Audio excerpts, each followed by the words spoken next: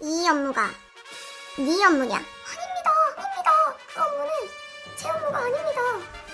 그럼 이 업무가 네 업무냐? 오늘은 업무에 대한 이야기 나누겠습니다. 그럼 영상 시작. 교사에게는 여러 가지 업무가 있죠. 첫 번째, 수업. 우리에게 가장 중요한 업무는 수업입니다. 근데 수업 어렵습니다. 쉽지 않아요. 수업 외에 또 중요한 게 있습니다. 바로 생활지도. 생활지도 어렵습니다.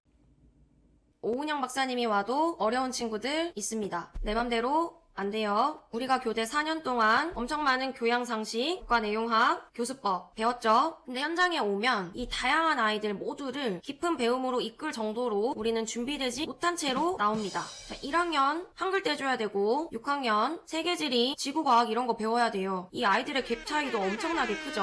이 아이들을 지도하는 데 필요한 교과 내용학도 다르고 교수법적인 접근도 다릅니다. 그리고 아이들 성향에 맞는 생활지도 방법도 다릅니다. 내가 작년에 6학년을 맡았다? 노하우 막 엄청 쌓였어요. 근데 올해 1학년 무용지물 됐다. 다시 시작하는 거예요. 6학년 10년 하다가 1학년 맡았다. 신규 되는 겁니다. 매년 우리가 교과 내용학 새로 공부해, 교수법 개발해, 아이들 개별 생활지도해, 이것들을 해내면서 매년을 살아간다는 거죠.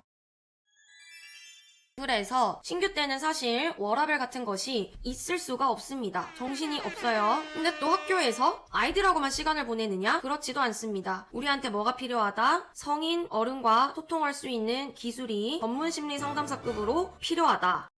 아이를 보호하는 보호자분들과 이야기를 나눌 때 우리가 아이를 바라보는 관점도 당연히 다를 수밖에 없고, 집에서 행동하는 아이의 모습과 이 공동체 안에서의 아이의 모습이 다른데 이런 부분들을 보호자와 이야기를 나누는 것이 사실 또 쉽지가 않습니다. 보호자랑 내가 가지고 있는 교육관이나 교육 철학이 다를 수 있는데 이거를 좁히는 거는 거의 남한북한이 통일하는 일만큼 어려울 수가 있어요. 그러니까 나는 한글 지도부터 세계지리 지도까지 아주 다양한 아이들을 아주 민주적인 방법으로 사랑하고 존중하며 보호자와도 아주 멋지게 소통하면서 지내야 되는 겁니다. 어려워요. 그런데 여기서 끝이 아니야. 우리에게 뭐가 남아있죠? 행정 업무. 수업, 생활지도도 벅찬데 뭐도 해야 된다? 행정 업무도 해야 된다. 행정 업무 아주 곤란합니다.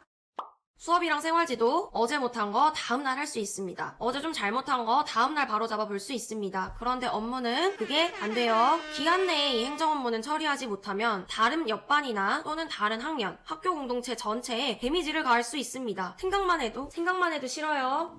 그런데 이 일을 하는 걸 아무도 안 가르쳐줍니다. 다 모른다고 해요. 그래서 오늘 이 업무의 큰 그림 그리는 방법 알려주겠습니다. 첫 번째 업무 잘하는 팁. 모르면 물어라. 누구한테 묻느냐? 업무 포털한테 묻습니다. 업무 포털에 들어가서 내가 맡은 업무를 했던 전임자 선생님 이름을 검색합니다. 검색하면 그분이 이 일을 하려고 어떤 계획을 세웠고 어떤 과정을 통해서 업무 진행을 했고 어떻게 예산 사용 마감했는지 정산서까지 모두 다 업무 포털 안에 올라와 있습니다. 그러면 이제부터 누가 열일을 한다? 프린터로 공문 맨 옛날 거부터 최신형까지 다 뽑습니다. 인쇄 시작. 뽑고 나면 누가 열일을 한다? 형광펜 꺼냅니다. 이 형광펜으로 무엇을 찾느냐? 첫 번째, 업무 추진 시기. 몇 월에 무엇을 했는지를 파악을 합니다. 그럼 대략적으로 그 시기가 올해 내가 아주 예민하고 비싸고 맛있는 거 많이 시켜 먹어야 되는 그 시기를 머릿속에 그림을 잘 그린다. 그런데 그 시기를 나 혼자만 머릿속에 그리면 안 된다. 학교에서 진행하는 대부분의 많은 업무들은 자체적으로 돌아가는 업무들도 있지만 되게 학년 안에 협조를 구해서 진행해야 되는 것들이 굉장히 많이 있잖아요. 그래서 이런 것들은 그 협조 관계를 구해야 되는 사람들한테 미리 이 시기를 안내해 줄 필요가 있습니다. 그러지 않고 추진하기 며칠 전, 일주일 전 이렇게 안내를 해버리면 서로 간에 불편한 일이 생길 수가 있어요. 가급적 내가 날짜 로드맵이 나오고 나면 그 관계자들한테는 미리미리 알려준다. 그 다음 형광펜으로 찾아야 될 거 방금 이야기가 나왔기도 한데 내가 누구한테 협조를 구해야 되는지를 명확하게 파악을 합니다. 파악 끝났다. 파악 끝나면 이제 담당 부장님을 찾아가거나 관리자분을 찾아갑니다. 찾아가서 전년도 업무 이렇게 추진됐는데 올해는 어떻게 하면 좋을까요? 여쭤봅니다. 근데 이때 관리자마다 서로 다른 반응이 나올 수가 있어요. 첫 번째, 작년이랑 똑같이 해도 괜찮다 스타일. 두 번째, 알아서 작년보다 더 괜찮게 하라는 스타일. 그럴 때는 옆에 붙어서 일어나지 않습니다. 이렇게 올해의 계획이 만들어지고 나면 이제 전년도 거에서 가감된 부분이 생겼다면 그런 부분들을 수정한 이후에 전자결제 시스템 올리면 됩니다. 이렇게 진행을 하면 결제가 이미 다 끝났는데 나중에 기분 나쁜 소리를 듣지 않을 수 있습니다. 두 번째 팁 나가요. 적성에 맞는 업무를 찾아라. 자, 나는 효율파다. 나는 매뉴얼대로 하는 게 좋다. 나는 깔끔한 일처리가 좋다. 나는 혼자 하는 일이 좋다. 이런 분들은 교무부 일이 어울리실 수도 있습니다. 나이스 같은 일들 있죠? 한번 시스템 다루는 방식 알고 나면 이제 메신저로만 사람들하고 소통해도 돼요.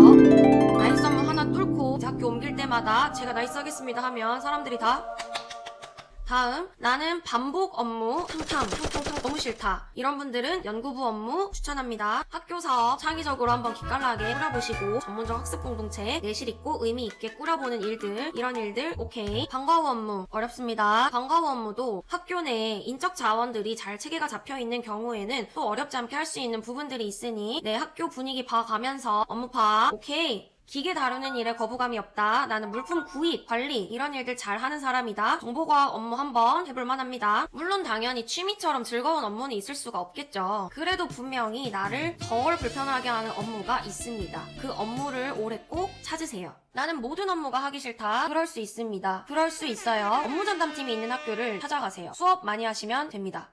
8시 반에 출근해서 3시 반에 애들 가고 숨 좀 돌리고 나면 퇴근 시간 됩니다. 옆방 가서 업무 묻고 이야기 나누는 것도 참 쉽지 않은 바쁜 학교 생활인데요. 그래도 동료 교사 찾아갔을 때 매몰차게 대하는 경우들은 거의 보지 못했습니다. 혼자 해결하기 어려운 일이 있을 때에는 꼭 반드시 학교 안에 있는 동료들과 함께 어려운 일들을 같이 해결해 나가시면 좋겠습니다. 여러분들 모두 적게 일하고 많이 벌 수가 없네 우리 직종은 호봉만큼 일하고 오늘 영상 여기까지.